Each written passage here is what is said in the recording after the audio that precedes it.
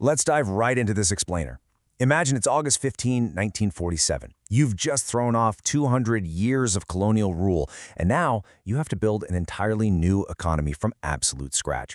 That's the monumental challenge India faced, and today we're looking at a true masterclass in nation building. It's the story of how a newly independent country took its destiny into its own hands and fundamentally reshaped its economic landscape.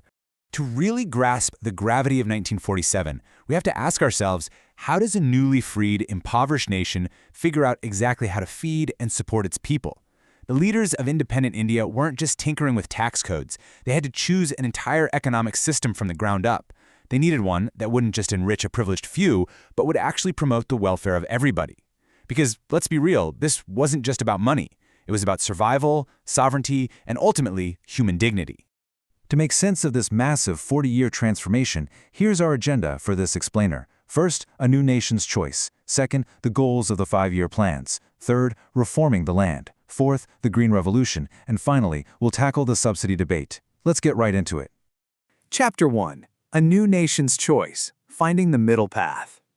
So, India's new leaders, primarily Prime Minister Jawaharlal Nehru, were staring down this massive ideological crossroad. On one side, you have pure capitalism. Here, goods are distributed based on market demand and purchasing power, meaning if you don't have money, your needs simply do not count as market demand. Nehru knew for sure that this would leave the vast, impoverished majority of India totally behind. On the flip side, you've got pure Soviet-style socialism. This abolishes private property entirely, with the government owning all the farms and factories. But in a massive, vibrant democracy like India, stripping citizens of their land ownership just wasn't going to fly. The solution? They chose the middle path, a mixed economy. It's a brilliant compromise, really. They blended the social outlook of socialism with the private property rights and market forces of a democracy. The idea was simple but profound. Let the private sector do what it does best efficiently, and then have the government step in to provide the essential goods, services, and infrastructure that the free market would naturally ignore. Which brings us to Chapter 2, Goals of 5-Year Plans, Blueprint for the Future.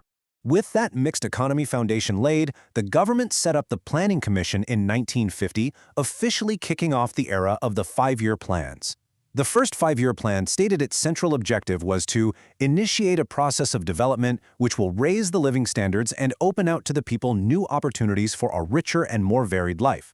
I love that phrasing because it captures the overarching, human-centric goal behind all the economic data we're looking at. It wasn't just numbers on a spreadsheet, it was literally about opening up a richer life for millions of people who had been suppressed for centuries.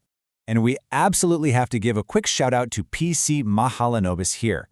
He was a world-renowned statistician and is widely regarded as the true architect of Indian planning. He actually guided the landmark Second 5-Year Plan. What made him such a great scholar was his incredible open-mindedness. He actively invited distinguished economists from all over the world, even his harshest critics, to advise him and help shape India's economic roadmap. Now, these plans rested on 4 incredibly ambitious pillars. My absolute favorite analogy here is to treat gross domestic product, or GDP, like a cake. The first goal, growth, means making that cake bigger so more people can enjoy it. But the second goal, equity, dictates how fairly that cake is sliced, ensuring the poorest sections actually get their share.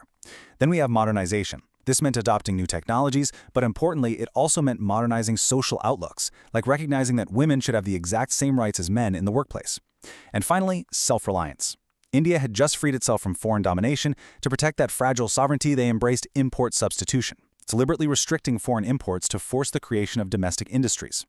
This was deeply tied to the Industrial Policy Resolution of 1956, which gave the state control over key heavy industries while heavily promoting small-scale industries to generate local employment.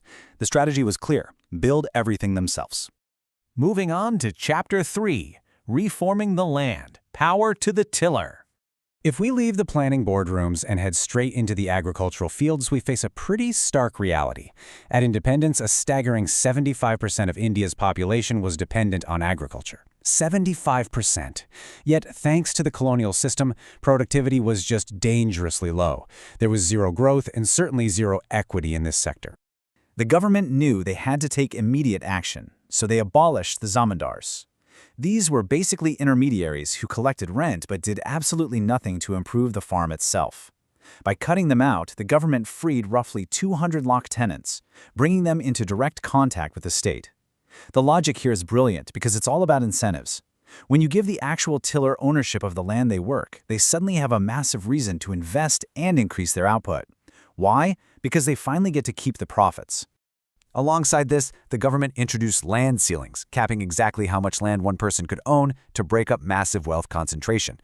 But, well, while land to the tillers sounds fantastic on paper, it hits some major real-world hurdles. Wealthy landlords fought these ceilings tooth and nail in court. They used the legal delays to quietly transfer lands to close relatives, exploiting loopholes left and right.